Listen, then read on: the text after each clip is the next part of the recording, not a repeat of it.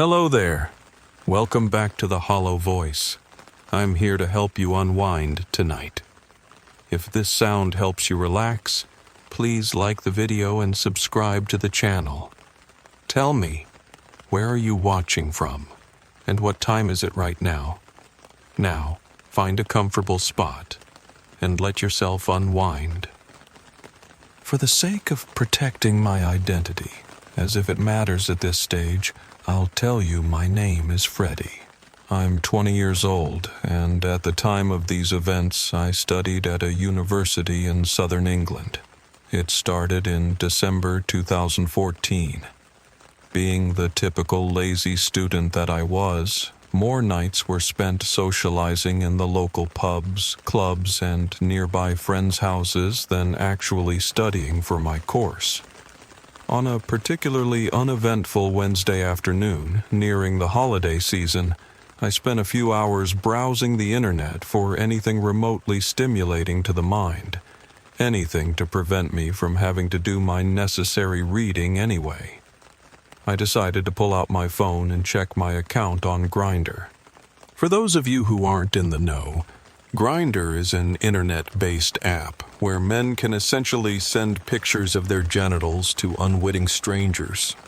Sounds sleazy, I know, but there were a few nuggets of gold buried under this app made up of genuine people, some of whom I had at that point considered friends. It is weird thinking about chatting to an individual for months on end and learning intimate details about their lives without having ever met them in person.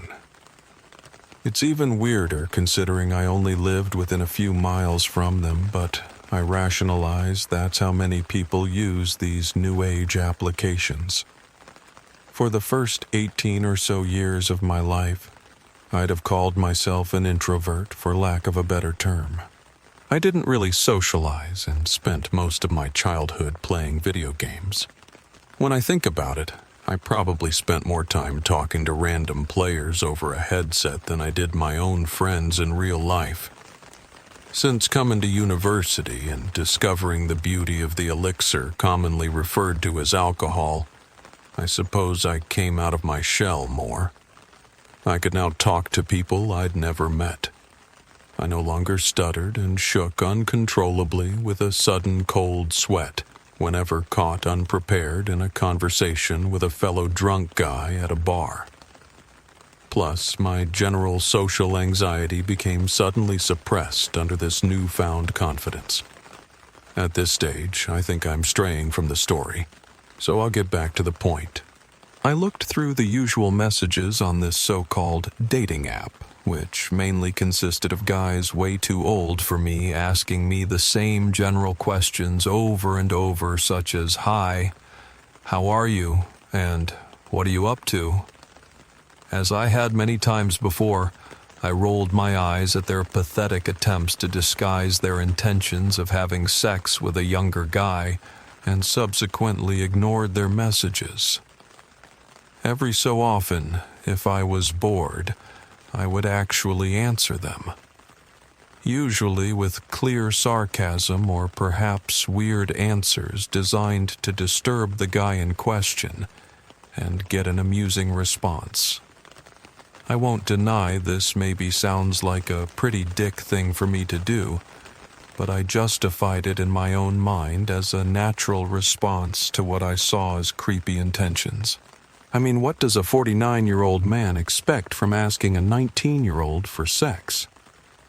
Perhaps I'm just ageist, but for the sake of avoiding a flame war over such an issue, I'll continue. On this particular Wednesday, I was having a few of the generic conversations with my so-called friends. Nothing eventful, just the occasional LOL and bitching about work when I was messaged by a user I'd never seen before. Seeing that this app is based on location, it seemed a little strange I hadn't noticed him before. Although at the time I figured he was just new to the area, or even the app itself. The message was simply gibberish, as if someone had pressed every available button on their phone and just sent it. Before responding, I clicked back and checked his profile. It was blank. Not exactly unusual, since a lot of the men on there are in the closet and don't want to share personal information on a public domain. However, he had a username. It was Halo Fiend 95. As an avid Halo player myself, and born in the year 95, I figured this guy was a fellow gamer around my age in the local area. The message was a little strange, but I figured it must have either been a mistake or just an eccentric attempt at a joke. I decided to respond and will attempt to recreate the conversation below to the best of my memory. Bear in mind, the time is also an estimation, since I no longer have the original messages. 1855. Distorted gibberish. 1905. Hi, haha, what's your name? I'm Freddy. 2130. Hi, Freddy. My name is Fred, too. At this stage, I should point out the time gap is not really surprising. I just figured he had gone offline before I had a chance to respond. 2145. Small world, eh? How are you? 2147. I'm okay, HBU. 2148. Not bad, cheers. So you up to much? 2150. No. With this abrupt answer and a lack of response asking if I was up to anything, I decided to ask the question most people do on this application. I asked for a face picture. I received no answer for a while and just assumed that Fred had gone offline, or had perhaps even lost interest in further conversation. Although it's not a great boost to my own ego to say, I waited online for an answer. It's not every day you meet someone your own age with an apparently similar interest in video games. Or at least it wasn't for me. After about 15 minutes of engaging in mindless and disinterested conversation with my online associates, I received a message accompanied by a yellow star indicating that a favorite of mine had sent it. I opened my message folder and saw that it was indeed sent by Halo Fiend 95. Once I opened the appropriate chat, however, I received a strange photo. Expecting a general picture of a bored 19-20-year-old guy, I instead received a single image of something I couldn't quite make out. Pressing on the small picture icon to open it to full screen, my phone was suddenly filled with what I can only say was one of the startling things I could have expected. A severely disfigured face. I threw my phone onto my bed and let out a sound I'm thankful no one was around to hear. Luckily for me, I owned a flip case for my phone made of fake leather, which would make a snapping sound whenever I closed it. When I threw the phone, the case closed and the screen was blocked from my view. I laid back in bed as my heart raced from the sudden shock. I reached over to grab a cigarette from my bedside. After several attempts to light it with sweating hands, I breathed and tried to calm my chest down. A few minutes passed as I looked down at my closed phone as if expecting it to jump out at me at any second, when eventually I decided to take another look. Reaching over, I slowly lifted the case at a distance so as not to be visually assaulted with the horrific picture I had previously seen. However, I noticed the screen was now black. Annoyed, I realized that during the time I had been having my smoke, my phone had gone into automatic lockdown, and I'd have to manually type in my passcode, meaning as soon as I did, the picture would surely jump back up as soon as it loaded. In hindsight, I realize now I would have been better off simply resetting the phone, which would put it back to the home page. However, I was startled and didn't think of this at the time. I slowly unlocked the phone underneath the case with trembling hands, and as I saw the flash of color from the picture, I instinctively closed it again, allowing myself to view it in my own time. As I slowly lifted the case and more of the screen was brought into vision, I realized my fears had not been a simple trick of the eye. A woman, possibly in her mid-20s. It was hard to tell from the rate of severe decomposition which had obviously taken place. Her mouth was disproportionately forced wide, and her eyes were open in terror.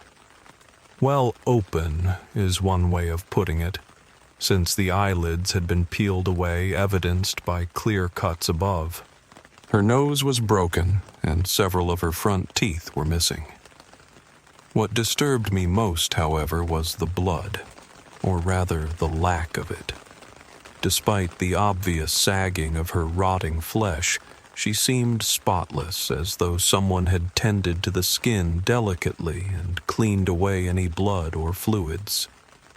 I won't exaggerate at this stage and say I leaned over my bed to vomit. Truth be told, I'd seen some rather sick shit on the internet before that, but after a minute of staring at the gruesome sight, I realized I was no longer seeing it.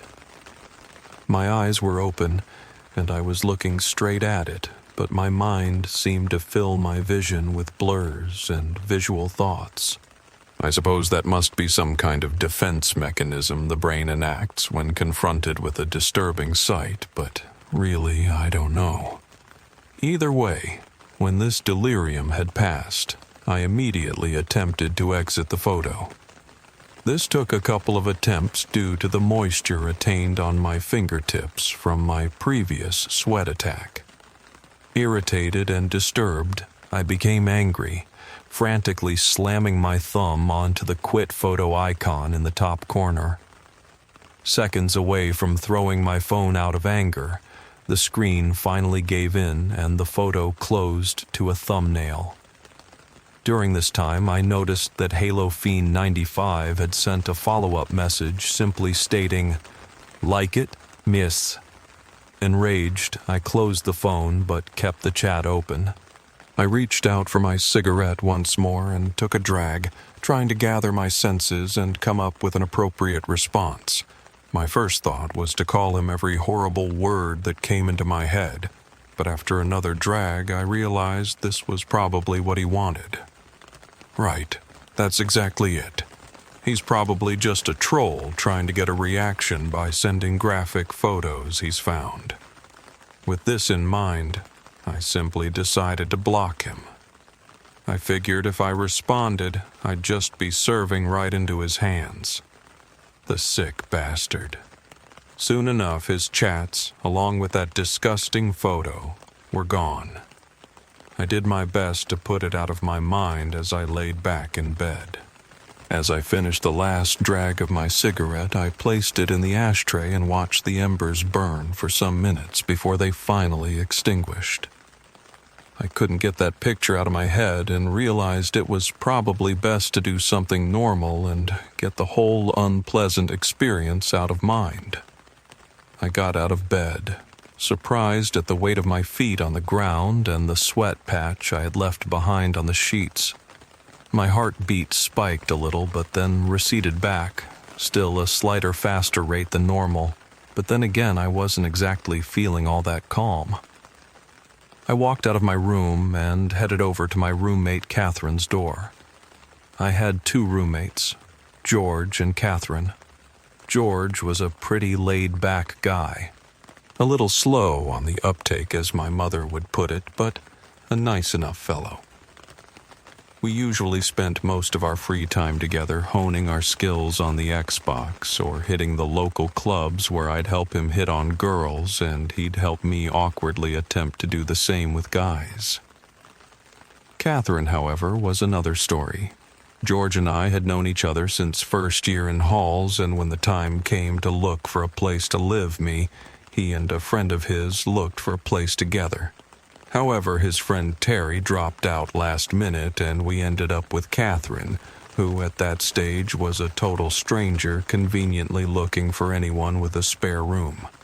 We needed a third person quick and she was available, so we figured what's the worst that can happen. What happened was we ended up with an undesirable roommate. Now, maybe I'm being harsh. She'd do the dishes, generally tidy up after herself, pay her share of the bills, etc.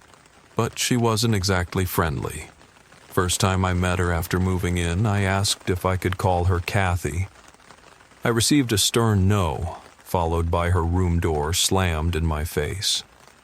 After that, George and I never really saw her unless it was the occasional passing by in the hallway or on the rare exception that she'd join us in the living room on gaming night. During these events, she'd remain generally quiet except for the odd sigh and simple no if either of us asked if she wanted to join in. George was out of town visiting family for the Christmas period, and Catherine had clearly opted to stay in our student house rather than do the same. I figured she didn't get on with her family any more than she did with us, but wisely never pressed her on the subject. I knocked on her door lightly and received the general, "What do you want, Freddie?" I asked to come in and heard her usual sigh followed by, "Go on, then." I entered her room and saw her sitting in bed watching something on television. It was a documentary on the Holocaust or something morbid like that to the best of my memory.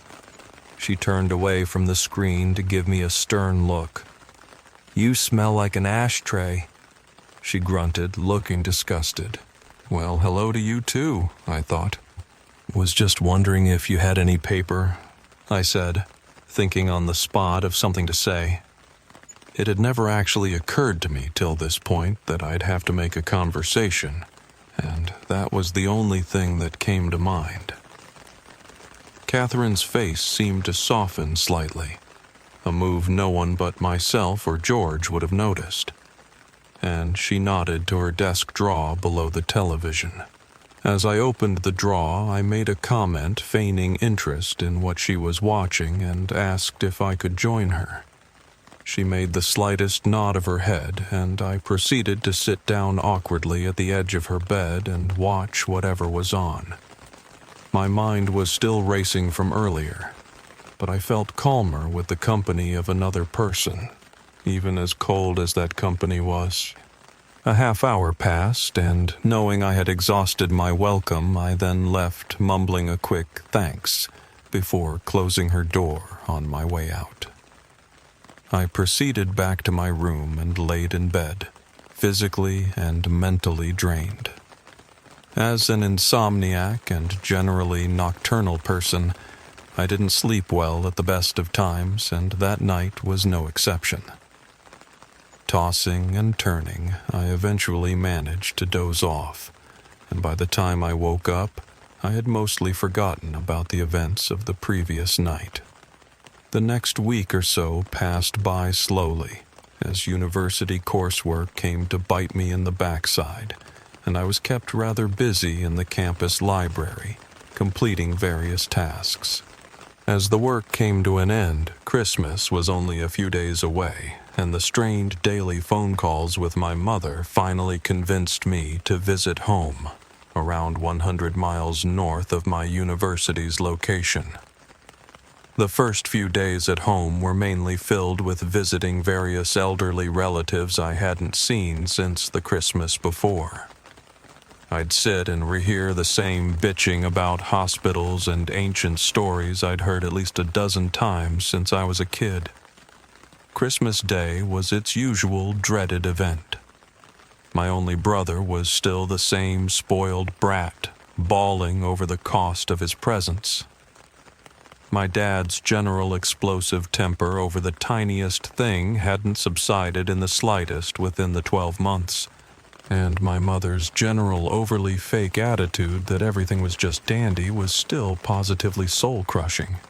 It didn't help she spent the whole of my visit constantly worrying that I was underweight and didn't visit enough. You know, the usual Christmas cheer. On the evening of Boxing Day, I laid in bed in my old room and stared at the walls, frustrated and bored. I'd even gotten to the stage that I actually started to miss the exasperated sigh that echoed from Catherine's room every other hour like clockwork. I pulled out my phone and flicked through my stuff. I was just trying to find something I could use to alleviate my boredom until a time I felt I could go back to uni without upsetting my mum. As I went through my apps, I came across Grindr. The memory of that encounter with Halo Fiend 95 still creeped me out when I thought about it. But it had been a couple weeks and I'd used the app since then without incident. I pressed it open and scrolled through the usual scene of depressed-looking guys, either desperately or hopelessly looking for love, or those creepy thrill seekers with the kind of usernames I don't think I can post on here. After exhausting all the nearby contacts, I sighed before noticing a new one had emerged just recently. Again, this isn't unusual, as sometimes a new contact is just located and thrown up into the app. Only this one had a username that made me feel suddenly nauseous. Yeah, you guessed it. Halo Fiend 95. What the fuck? I thought. I blocked this arsehole. A thought then occurred to me which suddenly made my blood run cold. This app is based on location, so how the fuck is he near me now when I'm 100 miles from where we last spoke? I tried my hardest to think of a rational explanation. I figured this was just some ridiculous prank or perhaps even a new internet trend of some sort. I was never exactly one of those in-the-know people. Internet trends change every week. I mean, apparently there was this one a couple of years ago where people just laid on their face and called it planking. Seriously, who knows what stupid shit people pull these days? Maybe donning this username and sending disturbing photos was just the new fad. Or maybe I was just being a cynical twat because that was easier than admitting that I was shitting myself that this was the same guy and that he had been following me. As this raced through my head, the number 1 then 2 flickered over his profile icon, indicating that he had sent me a couple of messages. Hesitating slightly, but curious, I clicked open the chat. This time I had taken a moment to mentally prepare myself for what to come.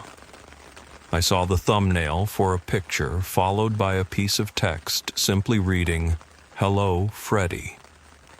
With my chest pumping, I decided to look at the picture, only this time by examining the small thumbnail rather than opening it to full screen. At first I thought it was the same horrific photograph, but with a sinking feeling I realized it wasn't. Same angle, but a different face. A man possibly in his 40s, but to be honest, I didn't want to get a close enough look. However, I do remember the gaping mouth and lack of eyelids, just like the last one. Even at the age of 19, it was easier to come out of the closet than to come out as a smoker to my parents. I was nicotine deprived and more than a little flustered as my fear quickly developed into anger. I sent a barrage of threatening messages to this individual, calling him every name under the sun. After a few minutes, I set my phone down and quickly regretted my loss of temper. I saw a simple message pop up out of the corner of my eye, and as I grabbed the phone, I simply read, "I know where you live," as the message abruptly closed on me. This is what happens when the person you're talking to blocks you. The full message he'd sent me was longer, but I hadn't had a chance to read it, and now that the conversation was lost, I guessed I never would. The words I read echoed through my head, though. "I know where you live." I got up and looked outside my window. I'd read enough horror stories online to know the evil maniac is typically standing there clutching a bloody knife. Then, when you blink, he vanishes from sight. However, there was no maniac. There was nothing out of the ordinary, for that matter, to indicate any kind of impending danger. I shut the curtains and deleted Grindr from my phone. I then spent the rest of the night messaging George to see how his holidays were going. I even sent a text asking Catherine about hers, and though the response was a typical going shit, it was nice just to be in contact. The next morning, I promptly made my awkward farewells. I almost entirely missed my brother and dad, and when I went to give my mother an awkward kiss on the cheek, she pulled me in for a clingy hug that lasted a little too long. I left the house thankful that I hadn't brought anything bulky to carry for my stay. I readjusted my backpack and turned on some music through my headphones as I walked through town to the station. It wasn't until I made it halfway there that I realized I hadn't really seen anyone in town, and besides that, I kept noticing funny things out of the corner of my eye. I was walking down one road when I swear I saw the shape of a man standing there, but when I turned, it was just a tree with some inconveniently shaped branches. I rubbed my eyes and tried to blame it on fatigue, but noticed that I was walking faster than my usual rate for the rest of the way. My heart nearly missed a beat out of joy when I finally came across the miserable-looking ticket salesman who seemed visible, irritated at my enthusiasm for small talk when making my purchase. Once on the train, it seemed empty, but then again my hometown wasn't exactly busy, and I figured that once we passed back through London on the way home, people would slowly begin to fill the carriages. The train itself wasn't one of these creepy old run-down things that should have been in disuse. Quite the contrary. It looked rather new, or had least been refurbished in the recent months. I don't know why, but the lack of people in the carriage was exacerbated slightly by its attractive design. Shrugging it off, I readjusted my earphones and dulled back into a daydream. Over the next few stops, a couple of people had entered my carriage. The first was an elderly lady with a kind face who sat in the row next to me. She was busy routing through her handbag for one of those magazines with all the real-life stories. I only know because my mother had been starting to read that same crap recently. The other was a young man no more than a few years older than myself. He was carrying some luggage, and as he went to place it in the holding area, he caught a glance of me checking him out.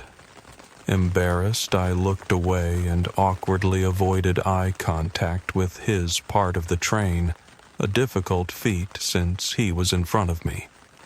Eventually, he sat down, and as more stops passed by others came and went on the train. I don't know what it is about trains, but they always make me tired. I believe it's the gentle rocking motion and the white noise of gears turning. And sure enough, I soon found myself drifting off into a light sleep. My dreams were plagued with a low laughter and disturbing faces etched into the base of my subconscious. I must have been leaning on my phone because a loud boom of music burst through my eardrums. I awoke startled, and when I did, the train lights were on and it was darker outside. Too dark. I had gotten on this train around 11 a.m. and it was only meant to last a few hours, nowhere near enough time to reach what I guessed now the late evening. Looking out of the window, confused, I noticed a reflection in the glass window. It was the old lady staring directly at me. Taking a deep breath, I turned my head to find she was indeed looking towards me. I was too terrified to scream and let out a muffled gag as saw her features. Her skin was sagging and her eyes were buried deep into her skull. Lacerations littered her skin, which I could only see now as being nothing less than surgical. Precise cuts made with a very sharp blade, perhaps a scalpel. I thought for the longest time that she was dead, before she began making a retching guttural noise from the back of her gaping mouth. "Are you okay, dear?" I eventually made out she was saying. She reached a lifeless hand out for me, and I finally found my voice again. I shrieked, "Are you okay, dear?"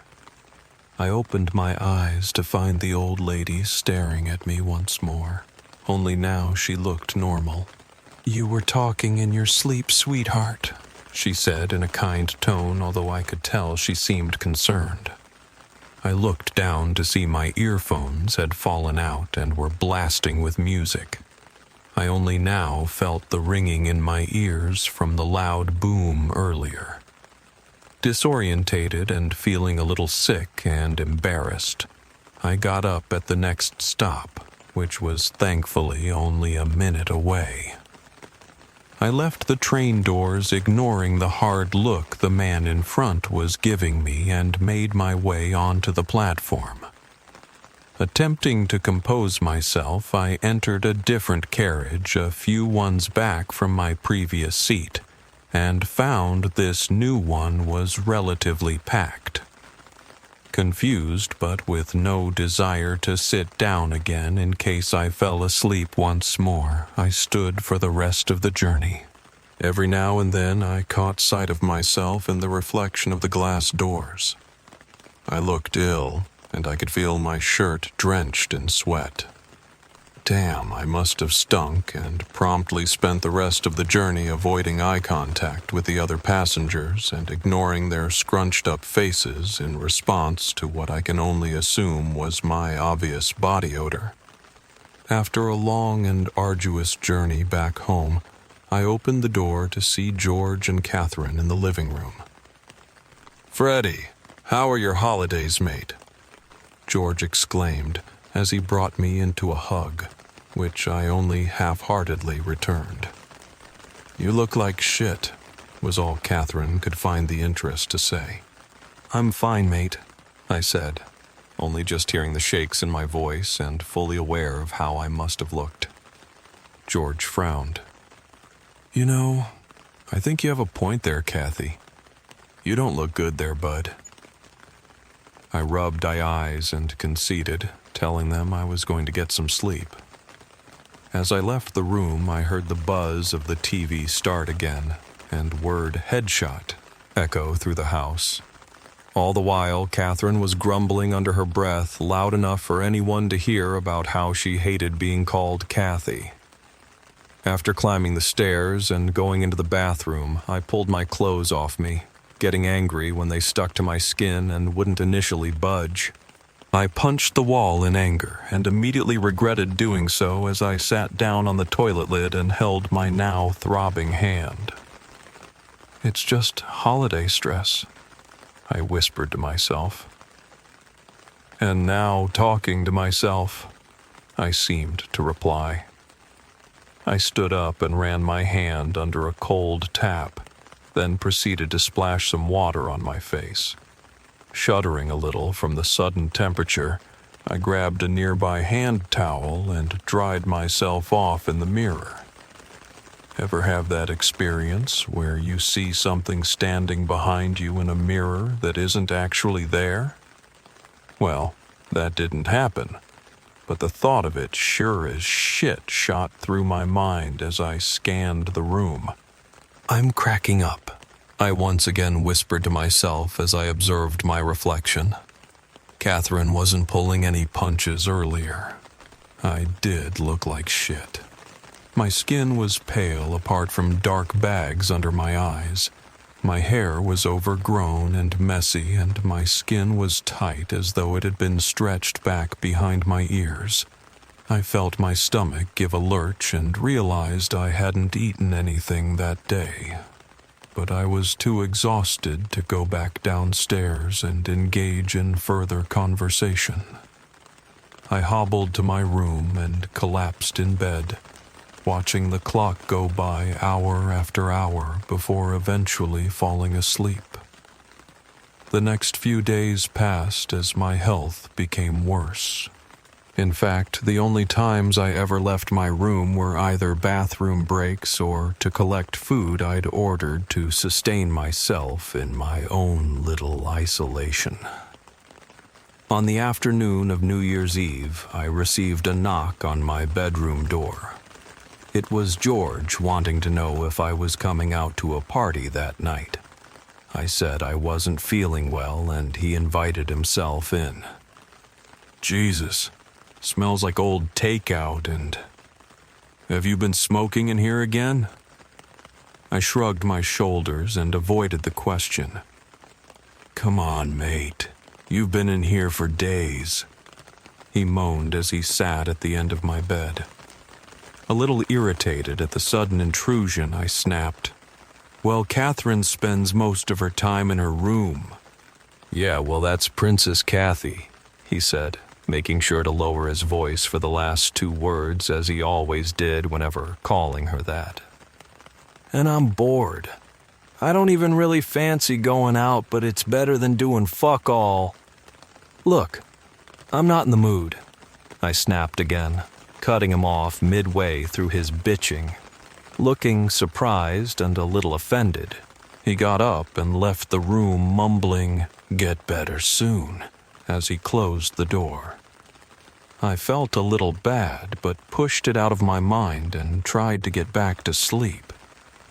As usual, whenever I was faced with any kind of confrontation, I spent the next few hours replaying that conversation in my head and thinking of clever remarks or excuses I could have used which would have ended it on a friendlier note.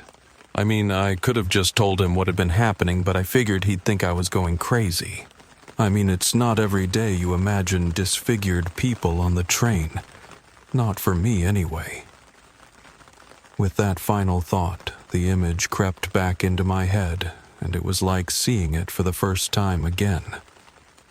My heart gave a jolt, and I stared paranoid around the room for any movement. My eyes found their way to the wardrobe. I hate wardrobes.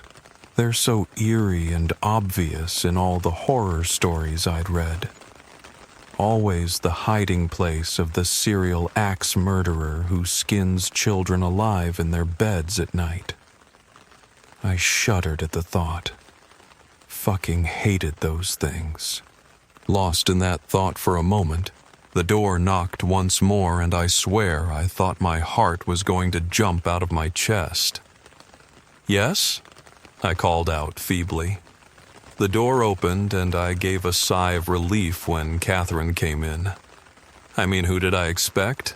Genghis Khan? She looked around the room and gave her usual disgusted look. You need to air this place out.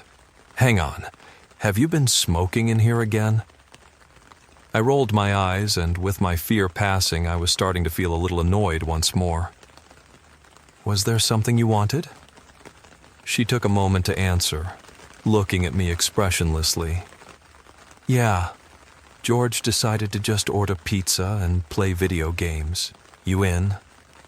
Well, actually, I was planning to. Cool. See you downstairs. As she closed the door behind her abruptly, I lifted myself out of bed and groaned as my feet hit the ground.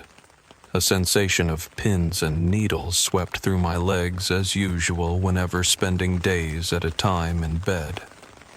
I threw on some pajamas and a robe for warmth and headed downstairs. George was lounging back on one sofa with a controller in hand, playing some online video games while Catherine was curled up on the other, watching the screen intently. She reminded me of a cat sometimes, silent but always staring in a manner which suggested she was analyzing everything in her field of vision. The stoic and general antisocial behavior didn't help much to refute this comparison either. As you may have already guessed, I'm not a cat person. In fact, I'd say they're on the same list as wardrobes for me. I sat next to George and apologized for my earlier outburst. He told me not to worry about it and offered me a second controller. Over the next 40 minutes, we opened some beers and proceeded to have a laugh playing some online matches. Even Catherine joined in, but promptly quit after her poor playing abilities produced childish sniggers from me and George. She didn't seem to mind, though, and on more than one occasion, I swear, I thought I saw the outline of a smile on her face as me and George messed around. Eventually, a knock on the door signaled that our food had arrived.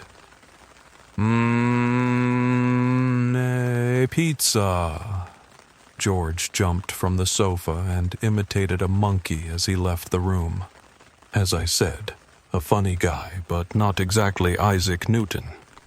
I sat there laughing for a moment as Catherine merely rolled her eyes at me when I heard a loud beep coming from the console, followed by a notification reading, "Halo Fiend 95 has sent you a message." My heart stopped and my face froze mid-laugh as I physically felt the color drain from my face.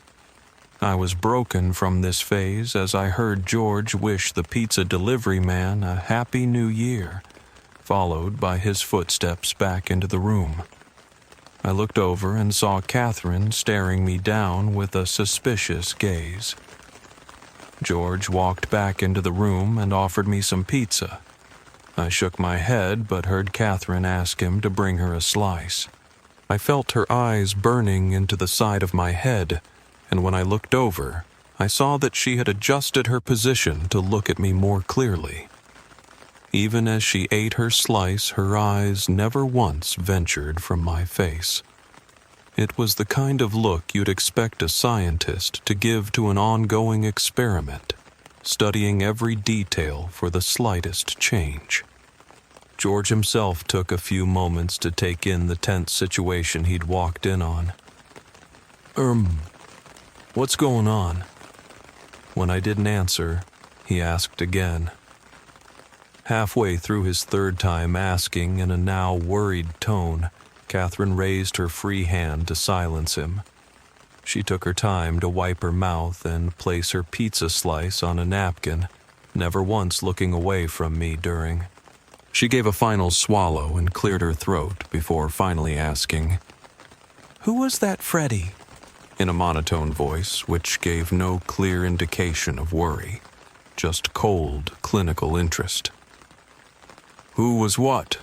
George interjected, now visibly confused and a little startled. Catherine once more raised her hand, and George fell silent. When I didn't answer, she told him to open the messages and look at Halo Fiend 95's. It read, "Saw you on the train the other day. You didn't say hello. That was rude, wasn't it? Happy New Year." George and Catherine spent several seconds staring at the screen. I looked over at George, whose confused face suddenly erupted into a sly smirk. "Oh, I get it. This your boyfriend or something?" "George, shut up," interjected Catherine, which quickly wiped the look from his face. "Freddie, look at me." We made eye contact, and what surprised me most was the look she gave me. It was empathy. I don't think I need to explain that wasn't an expression I was exactly used to seeing her make. I attempted to say what had been going on in the last few weeks, but I kept stumbling over my words. George, get him a cigarette from his room. While he was gone, Catherine and I were left alone for an awkward minute or two. It was strange seeing her like this. For a moment, I felt I actually preferred her cold side. Thankfully, George came down soon enough, and I started smoking. He sat down on an armchair and shot a look at Catherine to carry on. I told them everything that had happened, only now realizing how crazy it all sounded once I said it out loud. George attempted to interrupt once, but was quickly hushed by Catherine, who remained quietly in thought as I said my story. As soon as I was finished talking, George looked to the TV still displaying the message and then back to me. He stood up and pulled his phone from his back pocket and sat back down. "What are you doing?" It was the first thing Catherine had said since I started talking. George looked amazed. I'm calling the police. What the fuck do you think I'm doing? Jesus, Freddy says this guy's been stalking him for weeks and now he messages him here. He looked at me and then Catherine. Catherine sighed and rubbed her forehead. I'm sure Freddy has already called them about this, right? But one look from me was all she needed. George groaned and muttered something under his breath. Half an hour passed after George called 999, and the pizza remained pretty much untouched when a couple of police officers arrived at the house. They took some details from me about the texts and the images, but claimed since I didn't possess any of the latter, and the only message was the one I had just received, I would probably be better off blocking this person on any social media. They said they'd use the information I had given them and told me to immediately report any further incidents. Catherine showed them out after they had everything they needed and returned to the living room. George was furious. They barely took any details. He began pacing the room. If you ask me, they're more interested in getting pissed for New Year's than actually solving crime. George, Catherine shouted. The reason they didn't take many details is because they are barely any details Freddy can give. George sat back down, looking scolded. She turned on me and I flinched, expecting the same treatment. Her face softened, but her tone was firm. They're right, though. You have to report any further contact with this guy. I nodded, and we all returned to our original seats. I don't know if 10 minutes passed or an hour before George finally asked if anyone wanted him to reheat the pizza. I half expected Catherine to storm out, but with a sigh she actually agreed. I spent that night being convinced to pick at my food by Catherine, while George shook off his earlier spike of anxiety and continued to play his games. I had long since lost interest in any such activities, but joined in simply to maintain appearances in front of the two. Hours passed, and the new year had begun. Not that we were celebrating. By 2 a.m., George had crashed on the sofa after having drank most of the beer we had. He'd never been one to handle his drink well, and Catherine and I figured it'd be better to let him sleep it off downstairs.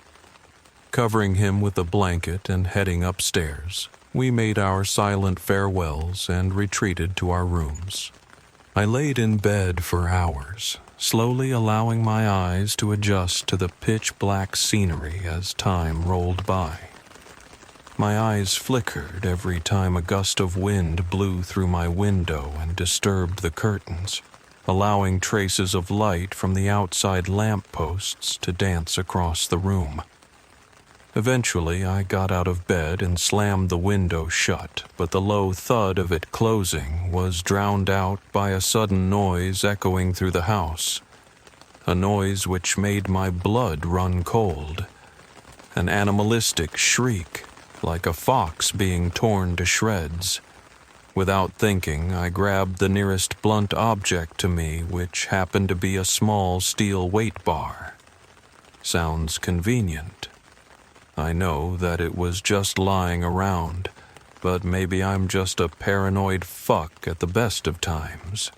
Regardless, I wasn't exactly cursing my luck as I flung my door open and found Catherine standing on the landing, eyes alert. I guess she hadn't gotten any sleep either. I dashed down the stairs with the bar outstretched. Truth be told, I was never exactly a fighter, so how I planned to use this weapon if confronted with something remained to be seen. I turned the corner at the bottom of the stairs to see George huddled up on the sofa, sobbing and nursing his face with his hands. The back door leading through to the garden was wide open, and there seemed to be signs of a struggle littered all over the place. Glasses smashed, cupboard doors torn from the hinges, and an overturned table. I placed the bar on the counter and ran over to check on George, but found he didn't have a scratch on him. No marks, bruises, or lacerations. Nothing to suggest he'd been physically attacked at any rate. We tried to get something intelligible out of him, but he only sobbed and ignored our pressing. At one point he lunged at me, and it was only Catherine and my bar that she'd picked up that caused him to stop and retreat back to the fetal position and begin sobbing once more. Catherine called the police to the house for the second time that night, plus an ambulance for George. Catatonic was the word the paramedic used once they'd finally gotten him to enter the vehicle with them. The police remained for a short while after, and only once the questions began being asked did we realize just how confusing the situation was. "So you heard this noise and woke up?" the officer in charge asked us. "No," Catherine replied. "We were both awake, and when we heard the noise, we came down to investigate." "So when did you hear the glass shattering? Was it before or after?" We looked at each other, and I realized Catherine was thinking the same thing as me. This room looked like a bomb had gone off in it, and we had both been wide awake just upstairs. How had we not heard any commotion? We don't know," I replied weakly. The officer looked visibly perplexed and slightly irritated. "Have you been drinking tonight, sir?" he asked me in a firm manner. "Well, yes." His eyebrow raised. "But that was hours ago, I swear." "So how long after hearing Mr. Milligan in distress did it take you to come down?" At this stage, Catherine thankfully interrupted before I could answer. "It was immediately, and I told you when you first came in that George didn't make that noise. It sounded like an animal or something."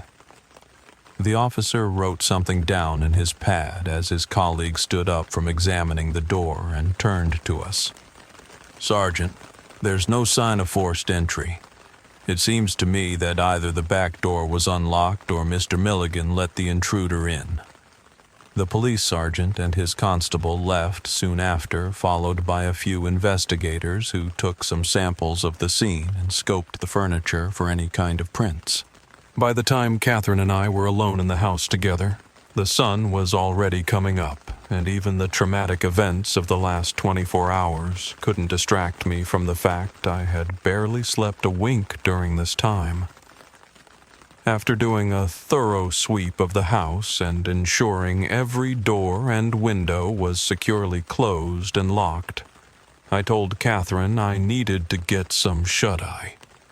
She told me she wasn't tired and asked me if she could stay in my room for a while and do some work.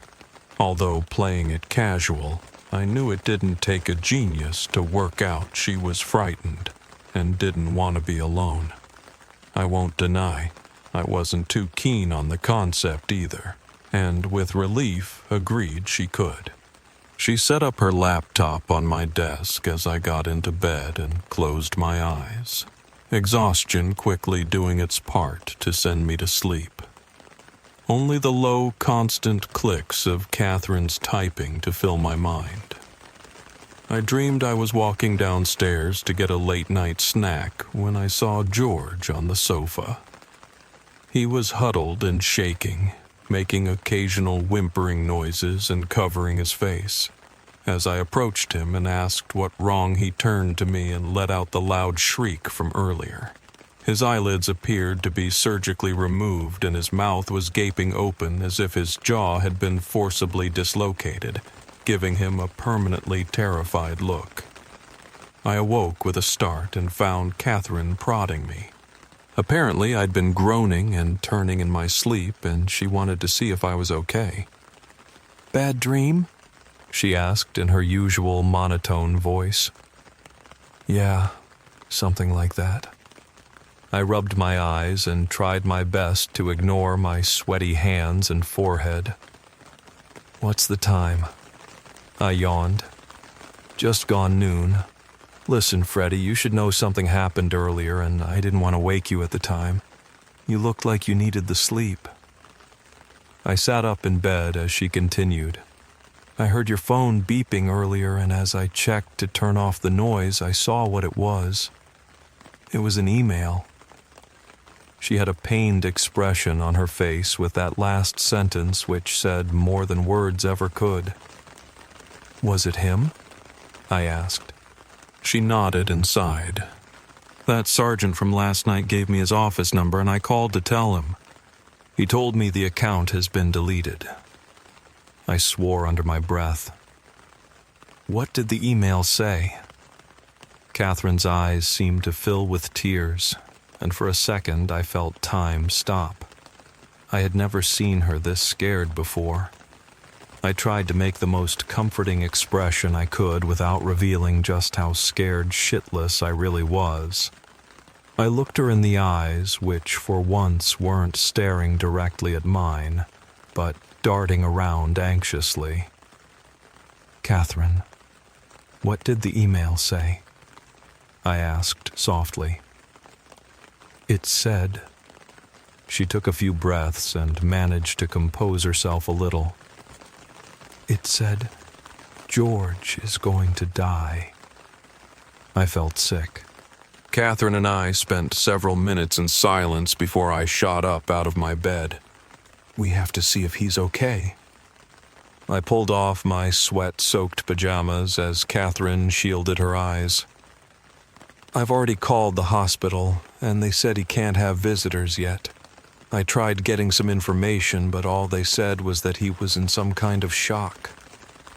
I pulled on a shirt and went to grab my keys and wallet from the desk when Catherine grasped my hand firmly. I know you're worried for him, Freddie. I am too, but the police are involved and they can handle it. I snatched my hand away from hers with a little more force than I intended, though being Catherine, she barely seemed to register it. Well, what should we do? I asked in a defeated tone. She sighed and after a long pause looked at me. I guess we wait. 10 minutes passed before Catherine packed up her things and left the room.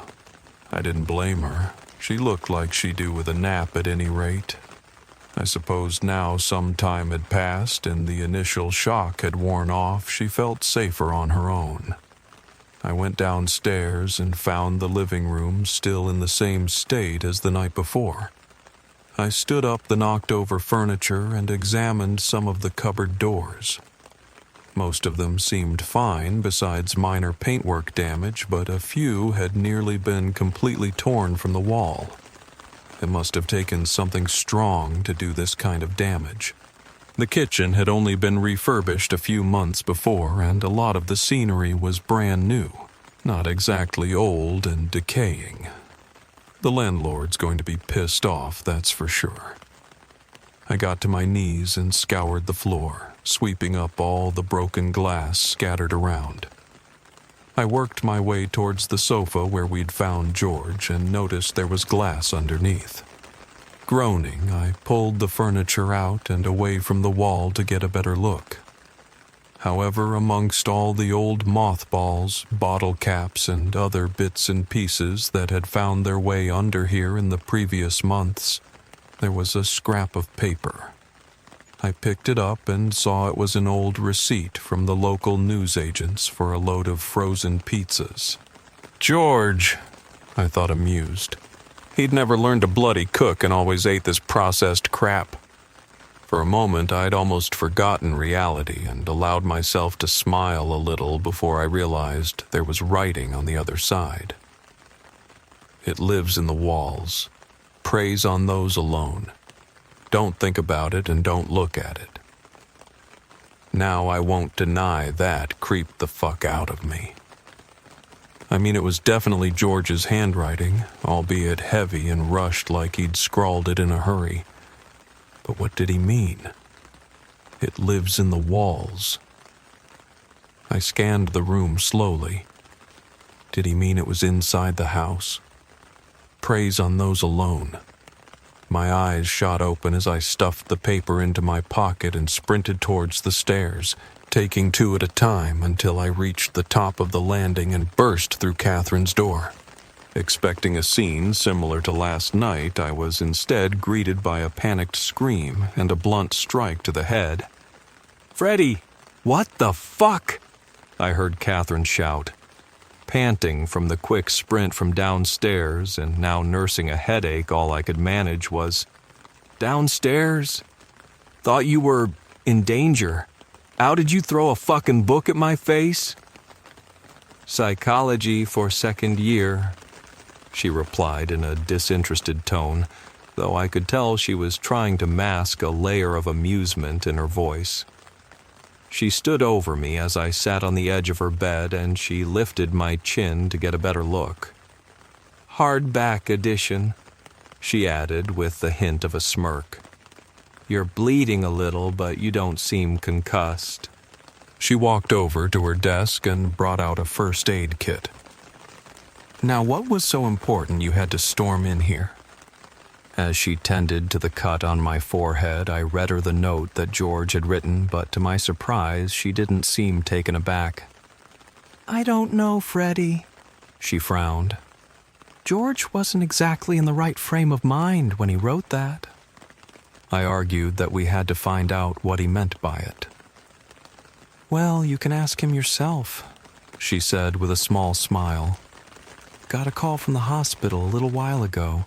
They've said we can visit him tomorrow." The visiting times for the local wards was 9 a.m., so Catherine and I woke up a couple of hours earlier to get there as soon as possible. It was a tense breakfast.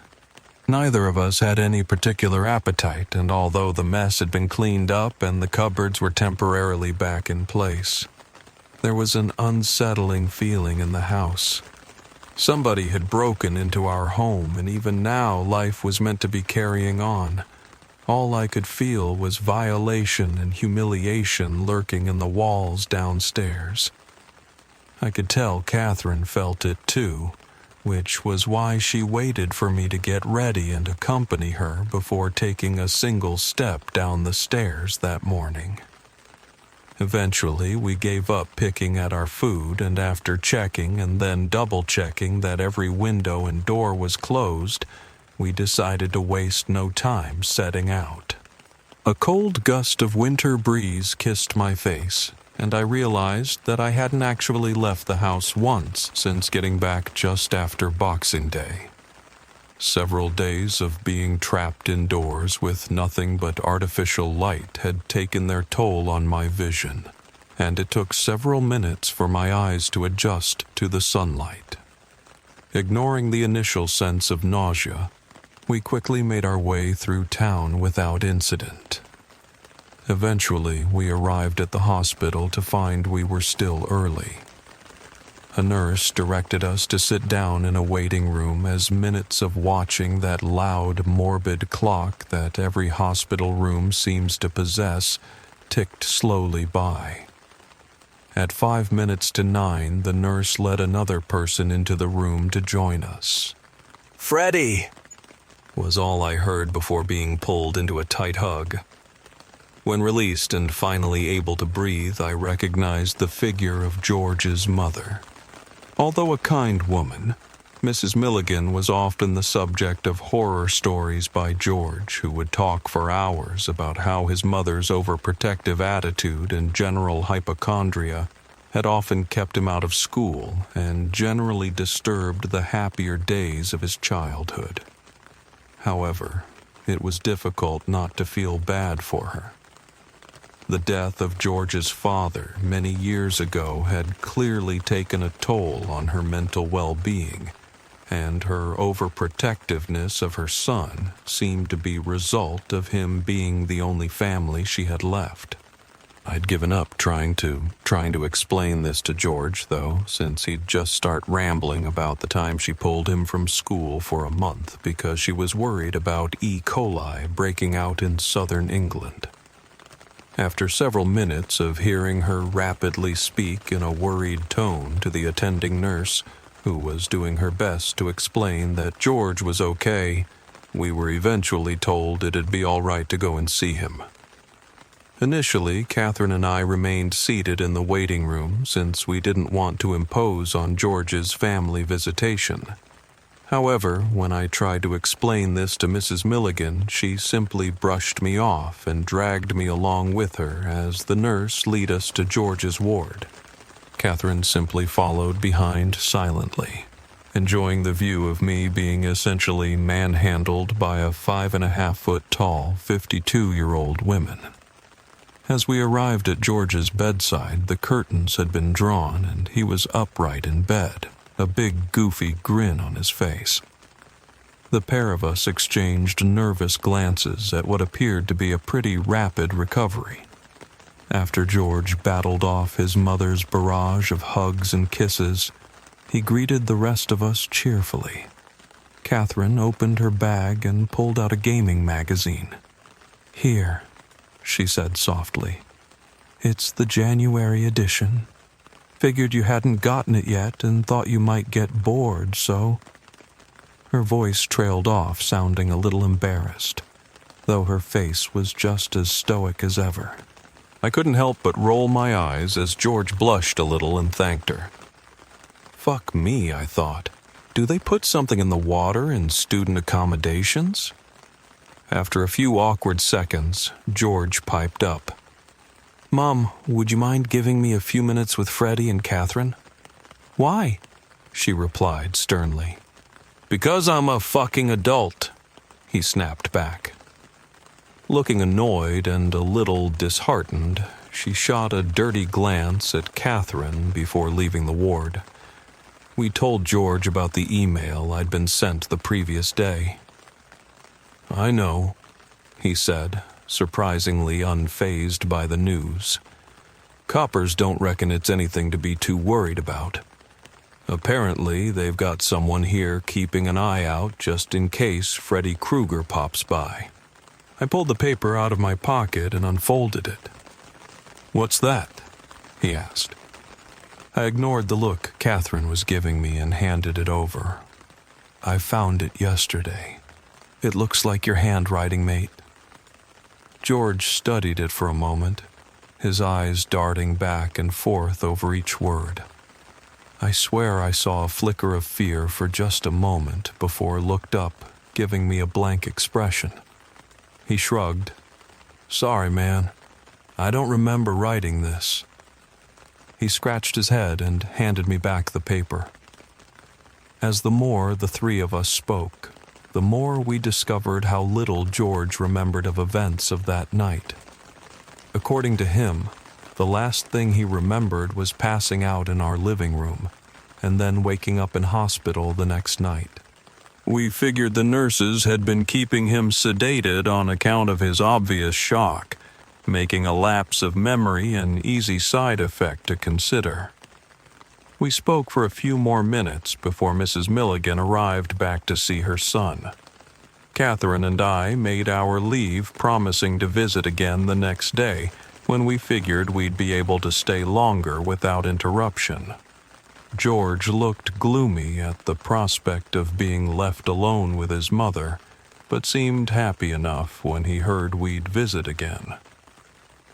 The next day we kept our word and arrived early once more, this time spending almost the entire visiting section of the day in George's ward. We joked around, played cards, and discussed what games we were going to buy when our university loans came in. We did this again for the next few days, and before we knew it, things seemed back to normal. Although he seemed fine, the doctor had wanted George to get a few days' rest while some tests were made to determine the cause of his seizure, as they were now referring to it. Although skeptical myself, it was hard to doubt when seeing George back to his old self. He didn't seem to mind having to stay in the hospital. In fact, I'd say he was rather keen on the idea. I don't know about you, but I haven't met many people who like hospitals, let alone staying in them when they have their own house nearby.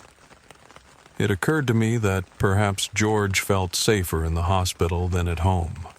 It made sense for him to show some anxiety when having to return to the place of an apparently traumatic event, even though he claimed not to remember his particular incident. We had first visited George on a Friday, then every day after. However, on Tuesday evening, as we were getting ready to make our farewells, the nurse who usually came by to kick us out was replaced by George's physician.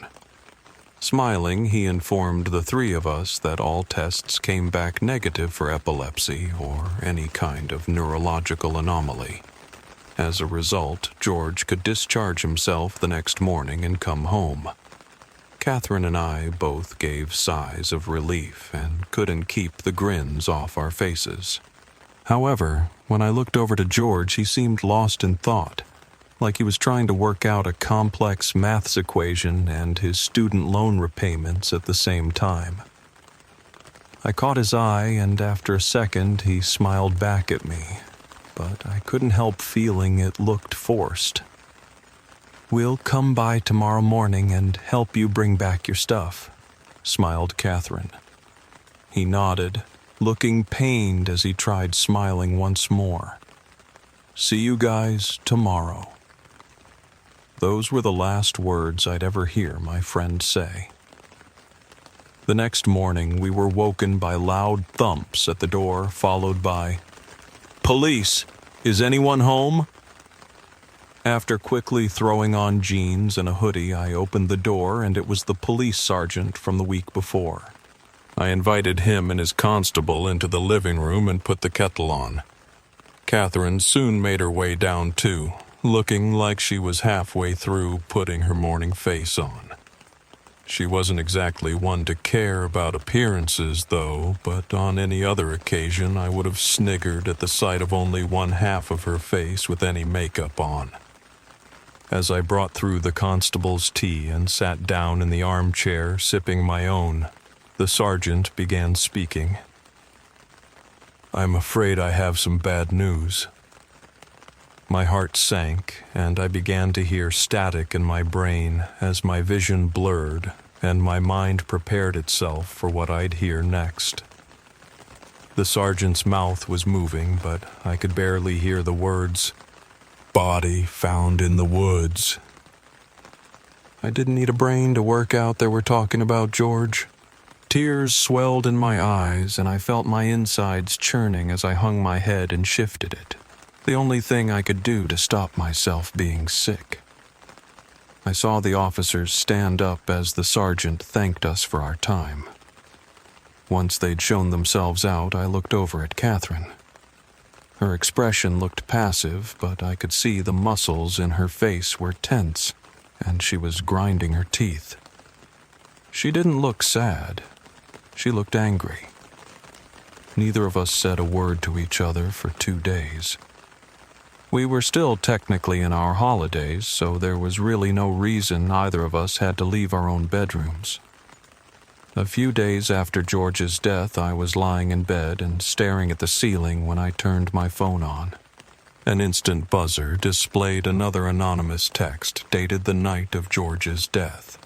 By this point, I was angry. Boy, was I angry. I looked at the text icon and clicked it. "I told you it would happen, didn't I?" I clenched my fist around my phone in rage and threw it against the nearest wall. I screamed. I screamed until I thought my lungs were going to shrivel in my chest and pop.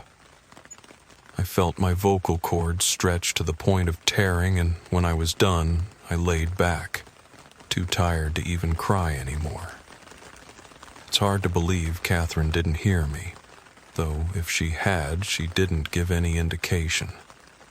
I left my room and went downstairs and sat down. I picked up the TV remote and turned on the television. I nearly threw the fucking thing too when it took what I felt was too long to start up. I flipped through the channels to find the regional news. They were still covering George's death like clockwork, interviewing random arseholes who never knew him but just wanted to be on television. They'd have these shit-eating grins on their faces as they talked about how much they missed him and what a good friend he was. I felt my blood boil again, but as they began to talk about the ongoing case, I sat up and listened intently. From what I understood at this stage, it was a simple suicide. George had left the hospital after lights out and hanged himself in the woods. In the morning, some poor bastard walking his dog discovered him. A note had been found, but the details of it hadn't been revealed to the public, and that was the end of that. Despite initial police claims that the victim, 20-year-old George Milligan, had committed suicide, the newsreader stated, newer reports speculate that foul play may be suspected. The anger died in me as quickly as it rose and my blood froze in my veins. I watched the report for 2 hours, by which point they had begun to repeat themselves for the 5th time, and I didn't want to hear any more. Based on what I could make out from what they said was that before the police were able to cordon off the scene, someone had sneaked in and taken a picture of George's body. They had subsequently posted it online to several of these shifty gore sites. Fucking people with their fucking cameras. Cunts. If you've read this far into my story, I'm sure you can predict what was in the picture, because at that stage, I knew before the words even came tumbling out of the newsreader's mouth. My mind was once again a blur, only occasionally penetrated by terms such as eyelids removed, dislocated jaw, broken nose, and teeth missing. I suppose now you may be wondering whether George was murdered or if he had indeed killed himself. Did he mutilate his own face and leave a note before hanging himself? Truth be told is I don't know, and if the police knew, then why the fuck would they tell me? The next couple of weeks were the hardest of my entire life. Catherine and I said very little to each other the entire time, even when sharing a car to George's funeral. There was plenty of media attention at the event, and I had to physically hold back Catherine when one reporter made a comment about the two's relationship. The hostilities didn't end there. One day in late January, our landlord had stopped by to talk to us. He wanted our help finding a new occupant for what used to be George's room, and the answer was a right hook to the face courtesy of Catherine. She left the next day, wishing me well in life and giving me a hug. I returned the short and awkward farewell and watched her leave in her parents' car. They looked like nice people. Now, alone in the house of ghosts, I wandered the halls and rooms, seeing strange shadows flutter in the corners every now and then. A trick of the eye, most likely, although it didn't bother me. Indeed, I almost felt like I'd become one of them. Just another of the ghosts in this house. I left university a month ago in the first week of February and moved back into my parents' house. My mother was thrilled, of course. She had her little pickles back. Without coursework to keep me occupied, I started working in my dad's construction company, managing finances. I was always good with numbers, and it kept the old man off my back about not contributing to the household. I read in the news the other day about Mrs. Milligan's funeral. Apparently, they'd found her in bed a few weeks after her son was laid to rest, clutching his photograph next to a bottle of gin and an empty packet of sleeping pills. There was no note, but I guess she didn't have anyone to leave one for. I can sympathize with that. I often wonder how Catherine is doing. You know, I never even knew what part of the country her parents lived in, and with her lack of social media combined with my destroyed phone, I supposed there was no real way to contact her. It wasn't as though I had anything I could say to her anyway. I still occasionally suffer from nightmares, waking in a cold sweat and hearing the beeps of messages that aren't there. Sometimes I wake still thinking I'm in my old house, and it takes me a few moments to realize Catherine and George are not there. It's weird that even here in the walls I grew up in, I struggle to think of a time I've ever felt more alone. Writing this story has brought me some solace at least, and I hope those of you who have suffered through to the end can appreciate that. It's funny, really. In all the horror stories you read, the main protagonist always solves the case of the mysterious figure, or he's just another victim of a murderous psychopath. Anticlimactic is the phrase often used, but sometimes life is anticlimactic. I don't think I'll ever be able to make sense of those events. It's now been about 2 months since I was last contacted by whoever that person was. In that period, I've gone over the events time and time again to the point of madness. Sometimes I even wonder the validity of their supposed malevolence. They never actually threatened me, nor George for that matter. Perhaps they were trying to warn me, and the graphic photos and creepy messages were just their fucked up way of doing so. I don't know if this was an isolated case to me or if it's happened to anyone else. Truth be told, I've reached the stage where I don't want to know. The only one for sure who knew was George, and whether though suicide or murder, that truth died with him.